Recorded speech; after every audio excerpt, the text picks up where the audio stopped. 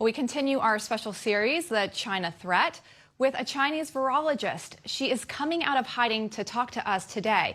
Dr. Li-Meng Yan accuses Beijing of knowing about COVID-19 before it became a pandemic and suppressing vital information about the virus. We now welcome Dr. Yan. Hi, nice Good to meet you. Thank you for having me.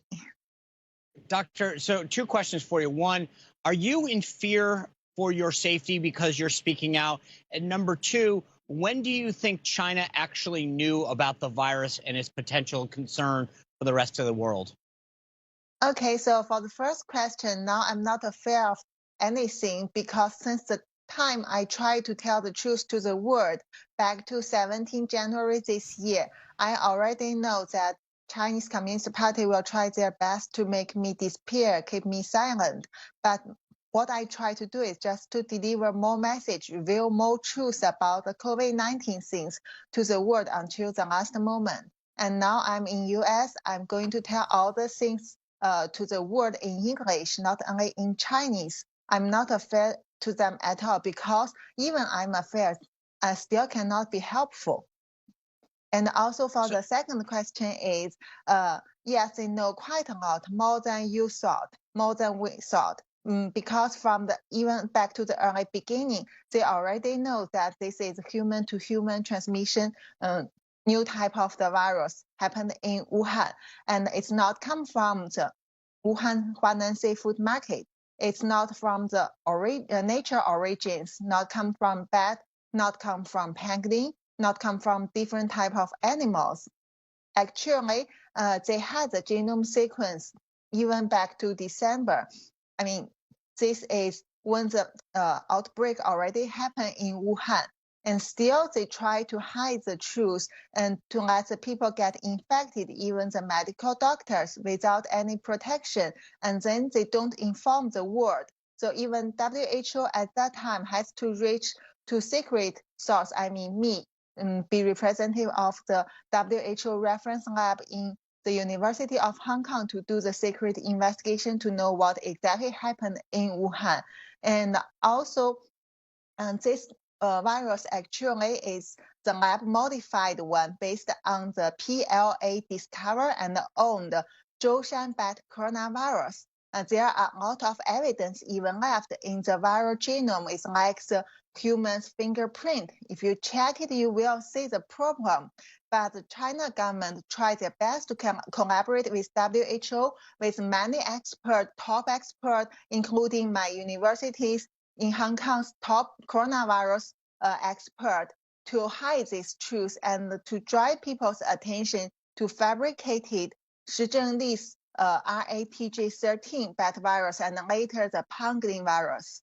And also they try to tell world that this is something you can cure them with the new vaccine, but there is no useful drug for maybe prevention and early stage treatment, which we know hydroxychloroquine now can be used to do such function. But they try their best to stop people to know this drug and even spread the rumors about the reputation of this long-term safe drug.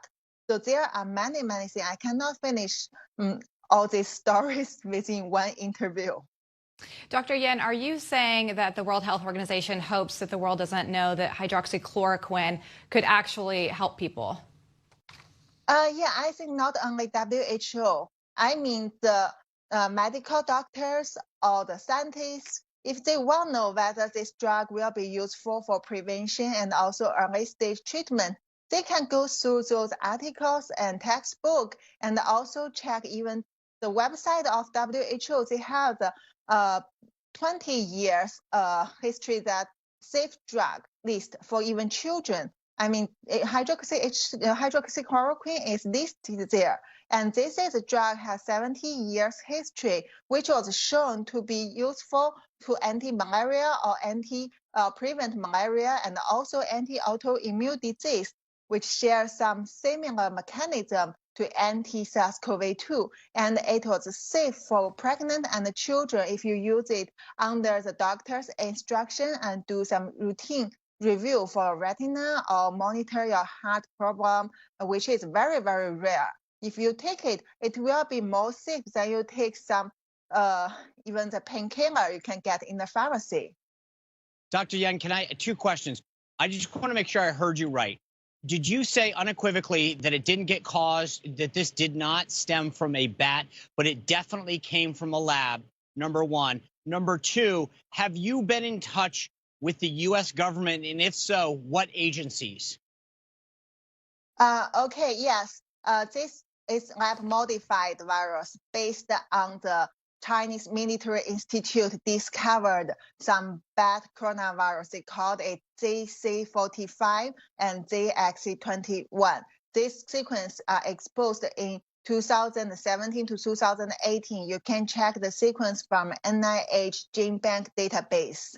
And the second thing is, since the moment I reached to U.S., I was testified by FBI for several times, even with their top scientists about this story. And another thing is many other people from government has reached to me, and it's not.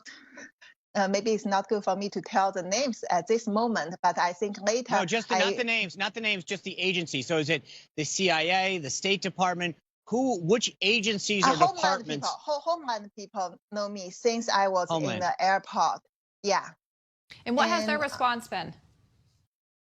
So when I reached Los Angeles airport, and I have several hours transfer to New York at that time. So basically, the customer office stopped me, and I told them my story, and then they bring the FBI people and also later the Homeland staffs. They come to cross-verify my evidence and listen to the story I told them about why I have to come to U.S. and what I'm going to do in U.S. And also, I introduced them hydroxychloroquine and also the other things. So they finally, after the talking and checking my evidence, although these are just a part of that because the time is not long enough, just several hours not long enough for me to tell all the story. But then they let me go and also protect me to go to checking. Have you talked to the CDC, the FDA, any of the health agencies in the United States or the Health and Human Services? Have you talked to the medical and health agencies in the U.S.?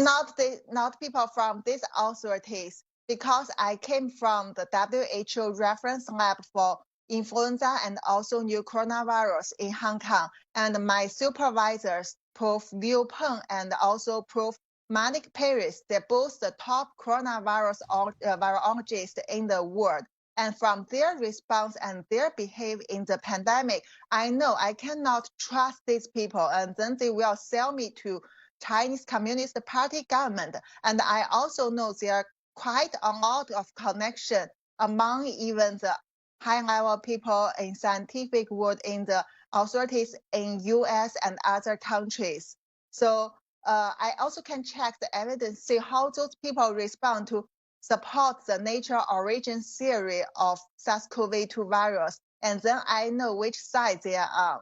I don't trust the people who support this theory because, as experts, definitely they can see the problem between, among these things Chinese government want the people to believe. Well, Dr. Yang, I want to thank you for sharing your story with us. I want to wish you continued safety, and thank you for sharing your story with us. Thank you, Sean. Thank you. You bet.